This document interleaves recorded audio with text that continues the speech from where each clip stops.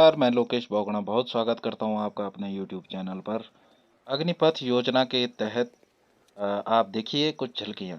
अग्निपथ योजना में सिपाहियों, एयरमैन और सेलर्स का नामांकन, देश भर से मेरिट आधारित भर्ती, ट्रेनिंग समय 4 साल का पूरा कार्यकाल, आकर्षक मासिक वेतन और सेवा निधि पैकेज का लाभ, सशस्त्र बलों के नियमित काडर में सेवा देने का अभूतपूर्व अवसर, 4 सालों बाद 25% अग्निवीरों का चयन नियमित संवर्ग के आधार पर।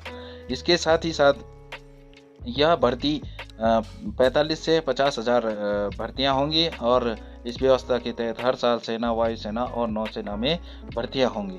और साथ ही साथ बता दें, पिछले दिनों सरकार सेना में भर्ती को लेकर अग्निपथ के नए रिक्रूटमेंट प्लान पर काम कर रही थी। इस नई योजना के तहत सैनिकों को महज 4 साल ही सेना में काम करने का अवसर प्राप्त होगा। अग्निवीरों को 44 लाख का गैर अंशदायी जीवन बीमा कवर प्रदान किया जाएगा। यदि अग्निवीर की सेवा के दौरान मृत्यु हो जाती है तो इस स्थिति में 44 लाख की अनुग्रह राशि प्रदान की जाएगी। अग्निवीर को वे सभी भत्ते प्रदान किए जाएंगे जो सेना को प्रदान किए जाते हैं। इसके साथ ही साथ ड्यूटी के दौरान पढ़ाई भी कर सकेंगे अग्निवीर। डिग्री हर जगह मान्य होगी और 3 साल होते ही डिग्री मिल जाएगी। इनसे कोर्स की मान्यता भी होगी। अग्निवीरों के करियर की भविष्य की संभावनाओं को ध्यान में रखते हुए शिक्षा मंत्रालय ने ऐसे रक्षा कर्मियों के लिए कौशल आधारित 3 वर्षीय स्नातक डिग्री कार्यक्रम शुरू करेगा जो रक्षा प्रतिष्ठानों में उनके कार्यकाल के दौरान प्राप्त कौशल में काम आएगा। इस योजना के अंतर्गत चयन करने के लिए कोई भी अलग मॉडल फॉलो नहीं किया जाएगा। जैसे कि सेना में अब तक चयन होता है, वैसे ही अग्निवीरों का चयन किया जाएगा। सेना के सिलेक्शन सेंटर पूरे देश में स्थित है। इन्हीं सेंटर के माध्यम से अग्निवीरों का चयन होगा। साथ ही साथ इसमें कुछ भ्रांतियां भी हुई थी, जिसमें कि लोगों के समझ नहीं आ रहा था कि किस तरह से होगा। तो उसमें भी सरकार द्वारा जो है उनका निस्तारण किया गया है।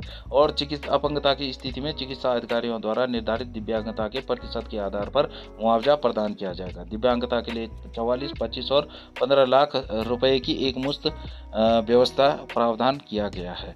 और इसमें कुछ भ्रांतियां थी, जैसे कि अग्निवीरों का भविष्य असुरक्षित है।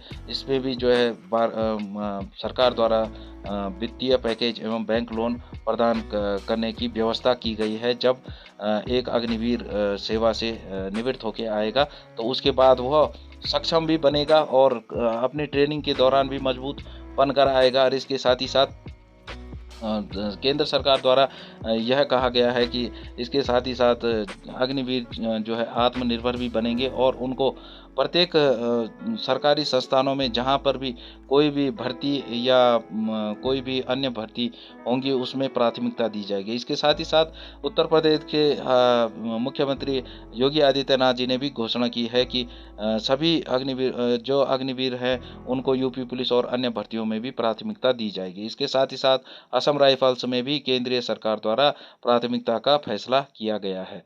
अगर आप सभी लोगों को मेरे द्वारा दी गई यह जानकारी पसंद आई है तो मेरे चैनल को सब्सक्राइब, लाइक, फॉलो और शेयर करें। धन्यवाद।